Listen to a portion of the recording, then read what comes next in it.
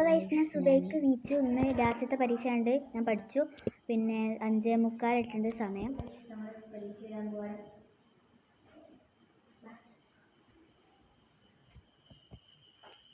പുറത്തൊക്കെ നല്ല ഇരുട്ടാണ് ഗൈസ്. ഞാൻ 5:45 പോവല്.